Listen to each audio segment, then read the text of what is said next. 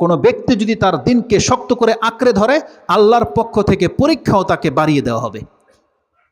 যেই ব্যক্তি মনে করে যে আমার জীবনে যা কিছু ঘটে যাবে, আমি ইসলামের বিমুখ চলবো না, ইসলামের কোনো বিধিবিধানকে আমি লঙ্ঘন করব না, তাহলে সেই ব্যক্তি পদে পদে পরীক্ষিত হবে।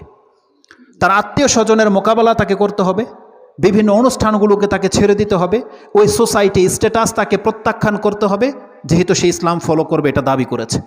তাকে তার গেট আপ চেঞ্জ করতে হবে, তার মাথায় টুপি পরে যাবে, তার মুখে দাড়ি গজিয়ে যাবে, তার প্যান্ট টাকনার উপরে উঠে যাবে, তার মুখ হারাম থেকে মুক্ত হয়ে যাবে, তার রং ঢং থাকবে না, যেখানে সেখানে সে হাসি ঠাট্টা তামাশায় মিলতে পারবে না, তার ওয়াইফ তার ঘরে পর্দা থাকবে, পর্দাবিহীন তারা চলবে না, তার ঘরে মিউজিক বাজবে না।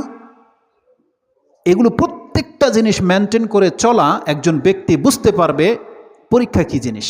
কিন্তু আমরা যারা মুসলিম ঘরে জন্ম, আমরা যারা মনে করি যে আমরা ইসলাম পালন করতেছি, কিন্তু ওই খাতনার দাওয়াতেও আপনি প্রেজেন্ট, বার্থডের দাওয়াতেও আপনি প্রেজেন্ট, ম্যারেজ ডের দাওয়াতেও আপনি প্রেজেন্ট, পাশের বাড়িতে উরুস হচ্ছে সেখানেও আপনাকে পাওয়া যায়, ওখানে খাতনা করানো হচ্ছে সেখানেও আপনাকে পাওয়া যায়, ওই গান বাজনায় ওখানেও আপনাকে চাঁদা দিতে দেখা যাচ্ছে, ওয়াজ মাহফিলে আপনি বসেন, আবার গানের অনুষ্ঠানেও বসেন।